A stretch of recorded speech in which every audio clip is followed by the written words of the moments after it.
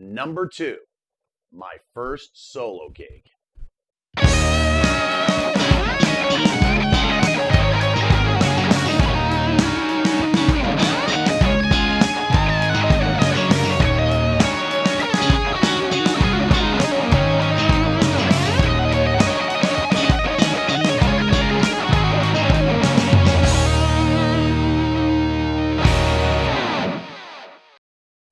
Again, everybody, I want this to be opened up to the entire YouTube musical community.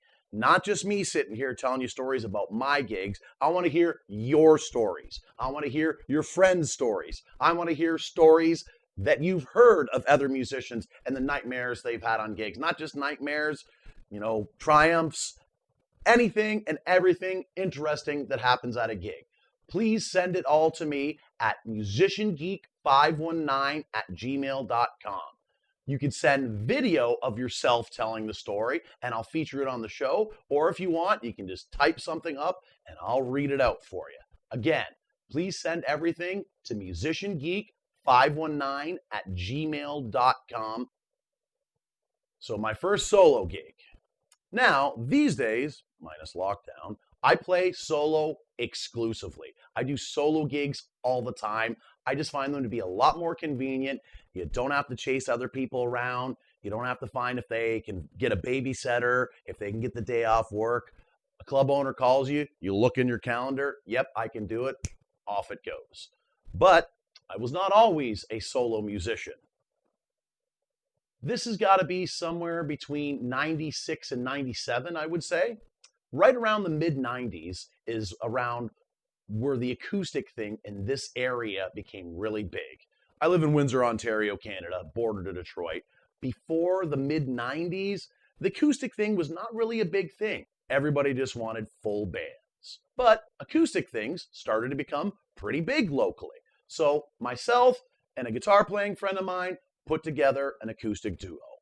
I was going to play bass maybe half the time, acoustic guitar maybe half the time. We were going to share the vocal responsibilities. We did exactly that. We sat down, we did some practicing, got ourselves a good solid night with roughly 50% me doing vocals, roughly 50% him doing vocals. We ended up hearing from some mutual friends of ours at the Asylum Pub, I believe it was called. It was the pub at the University of Windsor, had an open mic night on Tuesdays, and they were not at all happy with the host they had for that. So we were told this by multiple people that we needed to go there and take over this gig. Multiple people told us this. So we go, it's Tuesday night, it's open mic night, we're allowed to get up. The host band is a 3-piece. 2 guitar players, 1 singer. They have us get up. Place goes nuts. They absolutely love us. We floor them. Then, as soon as we get off, management takes us aside and says, we want you guys for every Tuesday. Can you do it starting this upcoming Tuesday? Look at them. Absolutely. Absolutely, we can do it. Count us in. We're there. So, we've got the gig. A day, maybe 2 goes by. My guitar player friend ends up giving me a call and saying, I actually can't do this Tuesday. I booked to go out of town with my girlfriend. I'm like, well, what are we going to do? They've already fired the previous host band. Then he says to me, why not just learn another 15 or 20 songs and do the gig yourself? I said, I don't know. I got like 6 days. He said, I've seen you learn 30 songs before for a gig in less time. I said, yeah, that was just playing bass, but singing and playing guitar, I don't know. So I ended up saying, what the hell? Let's do this. I crammed. I did not come out of the practice room. I did nothing but woodshed on those next 20 songs for those next 6 days. And I was ready. Or I thought I was ready.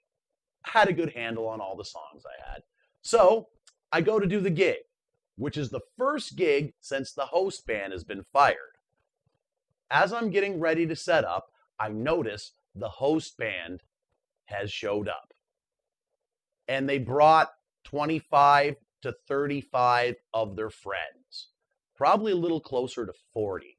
Upon being fired from their Tuesday night gig that they hosted open mic night for, they got on the phone, they started calling everybody, every friend, every family member, everybody possible. I start my first ever solo gig, the first time I'm on stage by myself as a musician performing.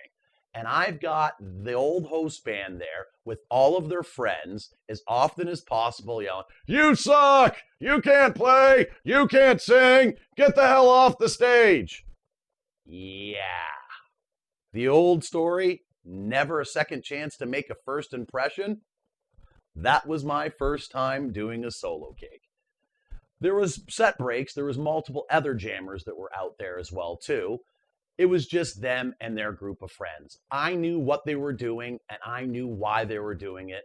However, still kind of played with my head a little bit, well, more than a little bit, because it was my first time ever doing a solo gig. As I would get off for breaks and all that, the management would come over to me and just say, "Don't worry about those guys. Those guys are complete and total idiots. You're doing so much better on your own than those guys have for months. They were just terrible. We don't need them here." And I got a lot of other nice compliments from a lot of the other patrons that were there that night, as well as there were some other jammers that got up that were quite respectful. But at any rate, they came up, they did their few songs, and their 25 to 35 people went absolutely crazy, made it sound like they were at some sort of huge festival or something like that. And it was obvious to the management and everybody. Nobody cared. They were not a good act. They did not get their gig back.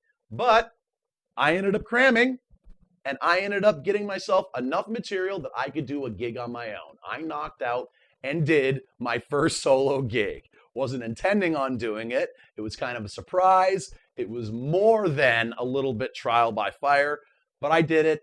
I got it done, and it emotionally scarred me for life. No, actually, I ended up being all right, but I was a little shaken, to say the very least, my first solo gig being that. But hey, fast forward to decades later, I'm doing nothing but playing solo gigs these days. Nothing but solo gigs. I'm completely comfortable being on stage by myself. All right, so that wraps it up. Number 2, talking about my first ever solo gig. Again, everybody, I can't say this enough. I want this opened up the entire YouTube musical community. I want to hear your stories. I want to hear your friends' stories. I want to hear stories that you heard of other musicians, gigs. I want to hear all of it. Take a video of yourself telling the story if you want to be on the show, or just type something up and send it all to musiciangeek519@gmail.com. Thanks for checking out this video, everyone. Do what makes you happy.